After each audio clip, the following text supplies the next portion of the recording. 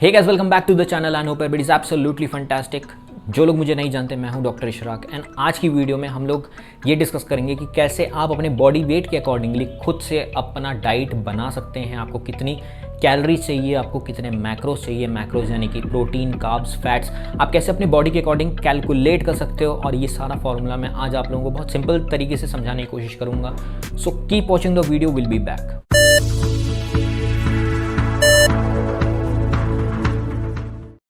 अगर कोई भी इंसान फैट लॉस कर रहा होता है या इवन मसल गेन कर रहा होता है, वेट गेन कर रहा होता है, तो ये बहुत इंपॉर्टेंट होता है कि वो अपनी डाइट कैसे लेता है। एंड जिम एक्सरसाइज करना तो इम्पॉर्टेंट है ही, लेकिन बहुत ज़्यादा रोल आपकी डाइट पे डिपेंड करता है। अगर आप जैसे फैट लॉस कर रहे हो तो आपको कैलोरी डेफिशिएट में जाना होता है, एंड वहीं अगर आपको वेट गेन करना है, मसल्स गेन करने हैं, तो आपको कैलोरी सरप्लस में जाना पड़ता है। तो आज जैसे अगर हम बात कर रहे हैं कि आप अगर बॉडी फैट अपना घटाना चाह रहे हैं, अपना फैट परसेंटेज घटाना चाह रहे हैं, तो कैसे कैलकुलेट करेंगे, इस बारे में बात करेंगे। तो सबसे पहले हम बात करते हैं कि कैलोरीज आप कैसे कैलकुलेट कर सकते हो। कैलोरीज कैलकुलेट करने के लिए सबसे इंपॉर्टेंट चीज़ ये है कि आपको सबसे पहले ये अपने बारे में जानना है कि आप क्या बॉडी फैट परसेंटेज में ऊपर की तरफ हो या नीचे की तरफ हो, यानी कि आपका बॉडी फैट परसेंटेज क्या हाई है या लो है।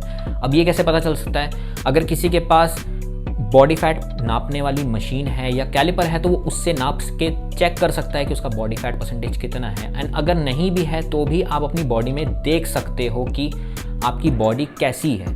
सपोज आपकी बॉडी पे बहुत ज़्यादा फैट चढ़ा हुआ है, जगह जगह पेट पे चढ़ा हुआ है, थाइस पे चढ़ा हुआ है, चेस्ट पे चढ़ा हुआ है, तो इसका मतलब कि आपका फैट परसेंटेज जो है वो थोड़ा सा ऊपर की तरफ है। एंड वहीं अगर आप जिम करते हैं, आपके ऊपर के दो एब्स थोड़े बहुत विजिबल हैं, आपके चेस्ट मसल अगर आप चेस्ट लगाते हैं, आपके चेस्ट पे स्ट्राइशंस दिखते हैं, मसल्स के फाइबर अलग अलग से दिखने लगते हैं, तो ये आप मान सकते हैं कि आपका बॉडी फैट परसेंटेज थोड़ा सा लो की तरफ है।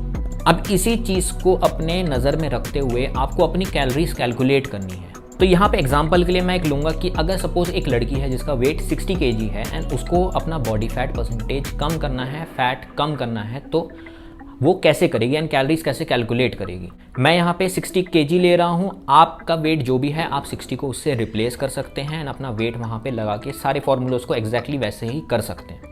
अब सपोज कोई लड़की है जिसका वेट 60 kg है एंड उसको अपनी कैलोरीज काउंट करनी है एंड उसका बॉडी फैट परसेंटेज लो की तरफ है, तो उसको 60 × 25 करना है एंड उससे उसकी कैलोरीज निकल आएंगी।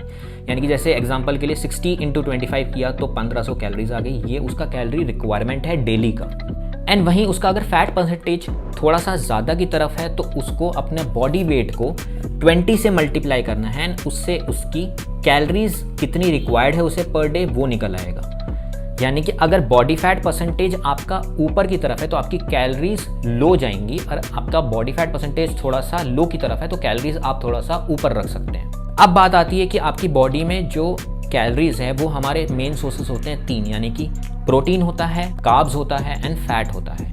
एंड इनको कैलकुलेट करने के लिए सबसे पहले ये इंपॉर्टेंट होता है कि 1 ग्राम अगर प्रोटीन है या कार्ब्स है या फैट है तो कितनी कैलोरी वो प्रोवाइड करता है। तो अगर प्रोटीन है तो प्रोटीन 1 ग्राम में 4 कैलोरी देता है, फैट जो होता है वो 1 ग्राम में 9 कैलोरी देता है, और वहीं कार्ब्स जो होते हैं वो 1 ग्राम में 4 कैलोरी देते हैं। अब हम लोगों को ये पता है कि हमारे को कैलोरीज कितनी रिक्वायर्ड हैं एंड हमको ये पता है कि 1 ग्राम प्रोटीन, कार्ब्स और फैट में कितनी कितनी कैलोरीज होती हैं। यही फॉर्मूला यूज़ करके हम लोग अपने मैक्रोज को काउंट करेंगे इंडिविजुअली। सबसे पहले बात करते हैं हम प्रोटीन की। प्रोटीन को कैलकुलेट कैसे करेंगे ये मैंने अपनी पहली वीडियोस में भी बता रखा है कि प्रोटीन की रिक्वायरमेंट जो होती है वो 1 ग्राम पर केजी बॉडी वेट होती है अगर नॉर्मल इंडिविजुअल है, और अगर वहीं आप एक्सरसाइज कर रहे हैं या कोई एक्टिविटी करते हैं तो आपकी प्रोटीन इनटेक थोड़ा हायर एंड पे होती है, आपकी प्रोटीन इनटेक बढ़ जाती है, तो वो 2 ग्राम पर केजी बॉडी वेट तक जा सकता है। तो अब यही चीज़ को दिमाग में रखते हुए हम कैलकुलेट करेंगे। हमने लिया था कि एक 60 kg की लड़की है तो 60 kg × 1.5 से हमने इंटू कर दिया, इससे हमारा डेली प्रोटीन हमको कितना चाहिए ये निकल आया। एंड प्रोटीन को हमने 4 से इंटू करा ताकि हम अपने कैलोरीज काउंट कर सकें। तो हमारा प्रोटीन का रिक्वायरमेंट और प्रोटीन से कितनी कैलोरीज हमको मिल रही है ये हमने कैलकुलेट कर लिया। सिमिलरली अब हमको अपने बॉडी में फैट्स कितना रिक्वायर्ड है इसको कैलकुलेट करना है। तो इसमें भी हमको 2 चीज़ें ध्यान रखनी है कि आपका बॉडी फैट परसेंटेज बहुत ऊपर की तरफ है या लो की तरफ है।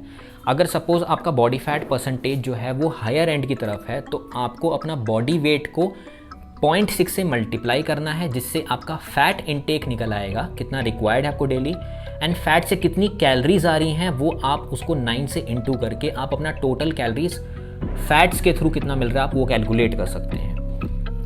उसी तरीके से अगर आपका बॉडी फैट परसेंटेज लो की तरफ है तो आपको 1 से इंटू करना है अपने बॉडी वेट को, यानी कि 60, जैसे हमने यहाँ पे 60 लिया था तो 60 इंटू 1, इससे आपका डेली फैट रिक्वायरमेंट आ गया। एंड सेकेंडली आप अपने कैलोरीज जो हैं वो कैलकुलेट कर सकते हैं इसको 9 से इंटू करके, तो आपके कैलोरीज निकल आएंगे कि कितनी कैलोरीज आपको फैट के थ्रू रिक्वायर्ड है। अब बात आती है कार्ब्स की कि कार्ब्स कैसे कैलकुलेट करेंगे।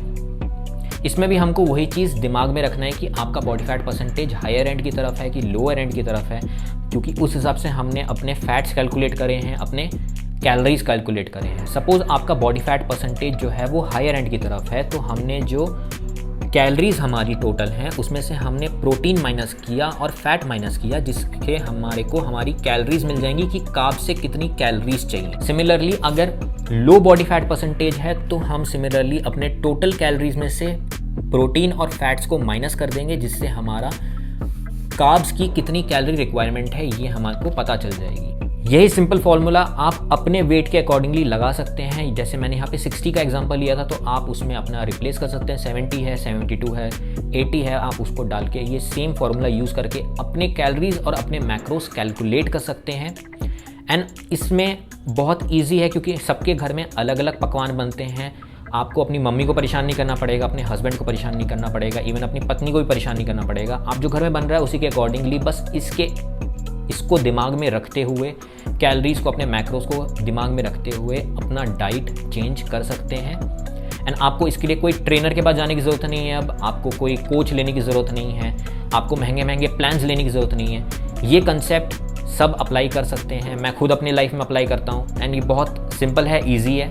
अब ये सारी कैलकुलेशंस के अलावा भी कुछ चीज़ें हमको अपने दिमाग में रखनी है, उसके अकॉर्डिंगली कुछ चेंजेस लाने की ज़रूरत पड़ सकती है हमको। सपोज़ आप ये डाइट आपने चलाई है एंड आपको 2 हफ्ते के बाद भी कोई रिजल्ट नहीं मिल रहा है, आपका वेट कम नहीं हो रहा है, फैट परसेंटेज कम नहीं हो रहा है, तो सिंपल सी बात है, आप अपने टोटल जो कैलोरीज अपने कैलकुलेट करी थी, अपने मैक्रोस कैलकुलेट करी थी, उसमें से 50 ग्राम कार्ब्स आप थोड़ा सा रिड्यूस कर दीजिए, यानी कि 200 कैलोरीज आप रिड्यूस कर दीजिए। इससे मोस्ट प्रॉब्ली आपको थोड़ा बहुत रिजल्ट दिखना स्टार्ट हो जाएगा। एंड वहीं अगर सपोज़ आप जिम में जा रहे हैं, आपको वीकनेस रह रही है, आपका मन नहीं कर रहा, आप डिमोटिवेटेड रह रहे हैं, आपको क्रेविंग्स हो रही है बार बार, ठीक है, तो इस टाइम पे आप अपने कार्ब्स का इंटेक 50 ग्राम बढ़ा सकते हैं, यानी कि 200 कैलोरीज आप अपने डाइट में इंक्लूड कर सकते हैं ताकि आपको वीकनेस ना आए। सबसे मोस्ट इंपॉर्टेंट चीज़ ये है कि आपको अपने हेल्थ पे ध्यान देना है, रैदर देन कि आपका शेप कैसा लग रहा है या आप कितने एस्थेटिक दिख रहे हैं। अगर बॉडी में जान नहीं रहेगी, बॉडी आपकी कमज़ोर रहेगी, तो कोई फ़ायदा नहीं है ऐसी बॉडी रखने का। अब बात ये आती है कि कितनी फ्रीक्वेंटली आपको मील्स लेने चाहिए, क्या कोई मील का पैटर्न होता है लेने का या कोई टाइम होता है पर्टिकुलरली जिससे फैट लॉस ज़्यादा हो सकता है, आपका बॉडी वेट ज़्यादा कम हो सकता है। तो एक्चुअली मैं कहूँगा कि ऐसा कोई फ्रीक्वेंसी नहीं है, ना कोई टाइम है। आप अपने अकॉर्डिंगली जैसा आपको सूट करता है आप वैसे ले सकते हैं। आप 3 टाइम लेते हैं, 4 टाइम लेते हैं, बट आपको ध्यान ये रखना है कि आपकी टोटल कैलोरीज जो हैं वो इतनी ही होनी चाहिए जितना आपने कैलकुलेट किया इस फार्मूला से, ठीक है, उससे ज़्यादा एक्सीड नहीं करना चाहिए। आप अपने अकॉर्डिंगली खाएं, बट अगर आप एक पर्टिकुलर टाइम रख रहे हैं अपनी बॉडी के लिए तो वही time day to day basis पे रखिए। Once in a while change हो जाता है तो कोई बात नहीं, बट अगर सेम टाइम रखते हैं तो बॉडी ज़्यादा अच्छे से परफॉर्म करती है। एक और चीज़ आती है कि आप जब लो कैलोरी डाइट पे जाते हैं, आपको फैट लॉस करना होता है, तो बहुत सारी चीज़ों की डेफिशिएंसी होने के चांसेस बढ़ जाते हैं क्योंकि आपकी डाइट प्रॉपरली आपकी बॉडी में नहीं जा रही। आप बहुत चीज़ों से डिप्राइव्ड हैं, आपके मिनरल्स कम हो सकते हैं, वाइटामिन कम हो सकते हैं। हो सकता है कि आप डेली बेसिस पे वो सारी चीज़ें कंज्यूम ना कर पाएँ, तो ये चीज़ों का ध्यान रखना है। एंड इस टाइम पे आप सप्लीमेंट्स यूज़ कर सकते हैं। कौन से सप्लीमेंट्स यूज़ करना चाहिए? आप मल्टीविटामिन्स ले सकते हैं। मल्टीविटामिन्स इसलिए क्योंकि बहुत बार होता है कि वेजिटेबल्स हम लोग कंज्यूम नहीं कर पाते, फ्रूट्स कंज्यूम नहीं कर पाते क्योंकि बहुत रिस्ट्रिक्टेड कैलोरीज हमको अपनी बॉडी में डालना है एंड वो सब चीज़ें डालना पॉसिबल नहीं हो पाता है। सिमिलरली आप ओमेगा 3 फैटी एसिड्स ले सकते हैं, ये बहुत एसेंशियल होता है हमारी बॉडी के लिए। अगर कोई फ़िश खाता है तो उससे उसको मिल जाता है, बट ज़्यादातर लोग फ़िश नहीं खाते हैं डे टू डे बेसिस पे, तो ओमेगा 3 फैटी एसिड ले सकते हैं। एंड उसी तरीके से अगर आपकी प्रोटीन रिक्वायरमेंट पूरी नहीं हो पा रही है तो आप प्रोटीन इंटेक भी कर सकते हैं वाया सप्लीमेंट्स। तो आई होप आप लोगों को वीडियो अच्छी लगी होगी क्योंकि मैंने इतनी अच्छी इन्फॉर्मेशन दी है। सबको डाइट अपना चेंज करना होता है, सबको फैट लॉस करना होता है, सबको वेट बढ़ाना होता है। ये इन्फॉर्मेशन आपके ज़रूर काम आएगी। इस वीडियो को सेव करके रख लीजिए। अगर आपने कहीं पे कोई पॉइंट मिस कर दिया तो वहाँ पे पॉज करके आप नोट डाउन कर सकते हैं चीज़ें। So thank you for watching. अगर चैनल पे नए हैं तो सब्सक्राइब ज़रूर करके जाओ। मैं आपसे मिलूंगा नेक्स्ट वीडियो में। Stay home, stay safe, stay fit.